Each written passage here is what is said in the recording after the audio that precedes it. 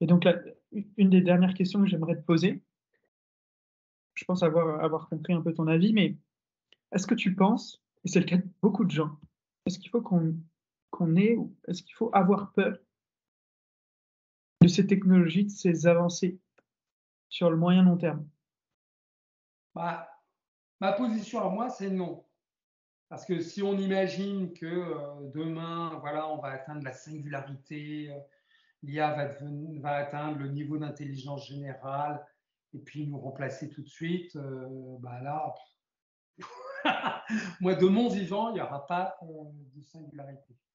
De mon vivant, bon, je suis déjà vieux, donc pas une perspective énorme, mais de mon vivant, il n'y en aura pas. Donc il va falloir encore attendre des dizaines et des dizaines et des dizaines d'années. Au minimum 50 ans, voire plus, etc., etc.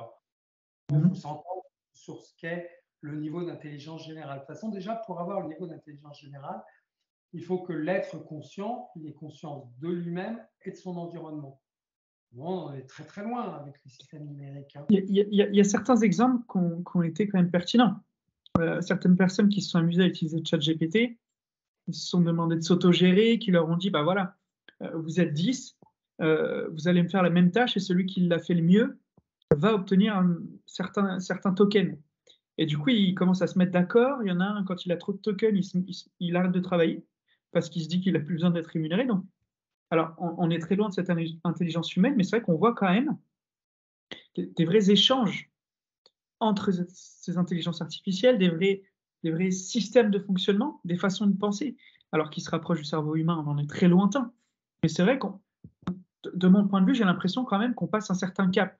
C'est-à-dire que maintenant, on n'est plus à donner des requêtes et à avoir donné une base de données, fixe. Maintenant, bah, il y a des personnes qui s'amusent à connecter ça à internet en live. Heu, Oui, comme tu le soulignes très bien, on est rentré de plein pied dans un domaine nouveau et on en est à peine à en appréhender l'étendue et les limites. Et donc, on a des surprises, éventuellement des bonnes surprises ou des surprises qui sont perçues comme effrayantes mmh mh. parce que c'est un domaine qui est neuf et qu'on découvre.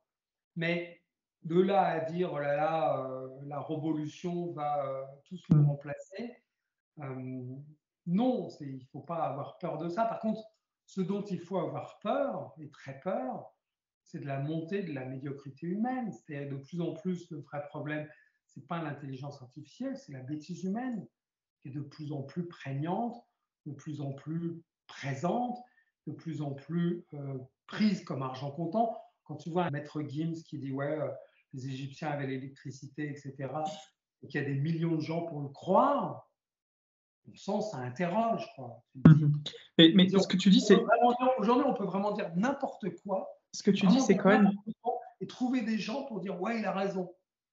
ce que tu dis, c'est quand même extrêmement révélateur. C'est que tu es quand même en train de dire que si ces intelligences artificielles-là sont utilisées, ça peut avoir quand même un impact. Ce qui montre quand même qu'on a passé quand même un certain step. C'est-à-dire qu'avant, c'était quelqu'un pouvait l'utiliser de son côté, mais là, on commence à avoir des pouvoirs, on commence à avoir un impact qui est de plus en plus important à travers ces technologies-là.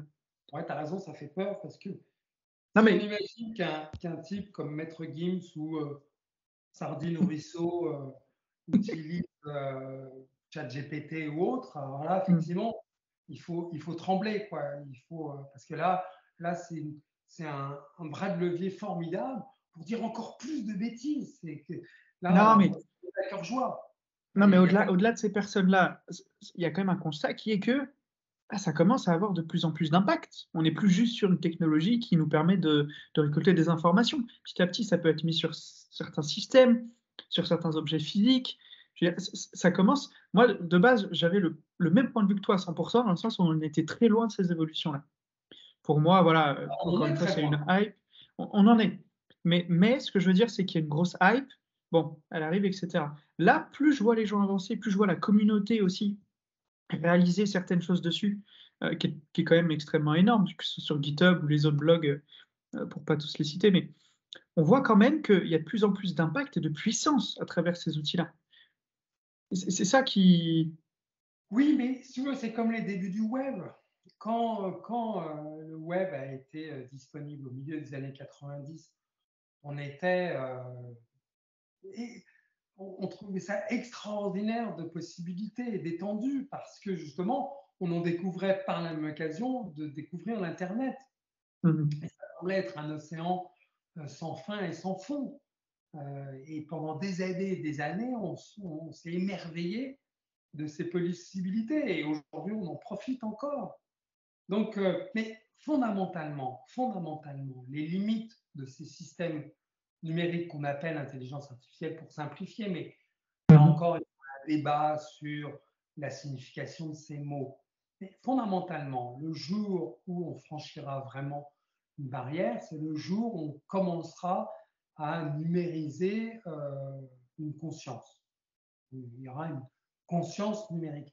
Pour ça, il faudrait déjà qu'il y ait une connaissance et une compréhension de ce qu'est la conscience, de ce qu'est l'intelligence humaine, avant de pouvoir la modéliser, la reproduire, etc., etc. On en est super loin, même de ça, ne serait-ce que de ça. Alors, avant que des systèmes numériques puissent imiter plus ou moins la conscience humaine, l'intelligence humaine, pour le moment, ce sont, bon, pour prendre par exemple ChatGPT, qui est une IA générative, ce sont des perroquets qui imitent plus ou moins bien le type de réponse qu'on attend d'eux. Les autres IA, machine learning, c'est ce qu'on appelle les IA discriminantes, c'est-à-dire qui font la part des choses. Par exemple, si on montre des photos d'animaux, je suis capable de reconnaître les photos de chats du reste. Bon, penchons-nous un peu sur le niveau de performance. Récemment, il y avait une conférence de Luc Julia, un autre cadre français sur l'IA, et il donnait des exemples de performance ou même de non-performance de ces systèmes par rapport à l'être humain de base. Eh bien, pour entraîner un système basé sur le machine learning, deep learning, pour reconnaître des chats, il faut des centaines de milliers de photos de chats. Pour qu'à un moment, il commence à avoir un niveau de performance à peu près valable.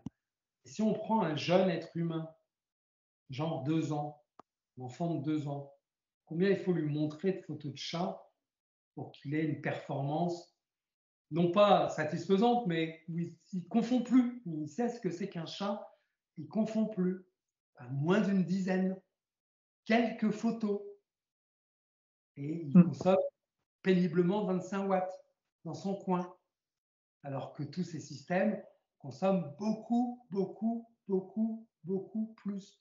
En fait, la montée de ces systèmes devrait nous permettre de réaliser la performance de l'intelligence humaine, qui est extraordinaire. Quand on essaie de la reproduire, on s'en rend compte. Évidemment, pas tout le monde. Les abrutis qui se gavent de McDo et de bêtises, etc. Eux, bon, ils consomment toujours 25 watts, mais ils ne produisent rien. OK. Mais d'une façon générale, les non-abrutis, donc de moins en moins nombreux, eux, on doit s'extasier. Ok. Ok. Eh bien, écoute, merci Alain pour cet échange. C'était extrêmement intéressant, extrêmement enrichissant, comme d'habitude. Et puis j'espère que les personnes qui nous ont écoutés auront apprécié aussi cet échange. Je te souhaite une excellente journée. Je voudrais dire qu'on ne nie pas l'impact et l'importance de cette nouvelle vague, mais il faut raison garder et remettre les choses un peu en place. Il faut arrêter de considérer les bêtises qui sont mises en avant, du genre 300 millions d'emplois menacés, niveau d'intelligence générale, etc., ou tout pour tous. Un peu de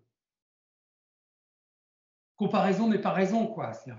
Bon sang, les gars, gardez les pieds sur terre, quoi. Voilà. Eh ben, merci pour ces derniers mots, ces mots de fin.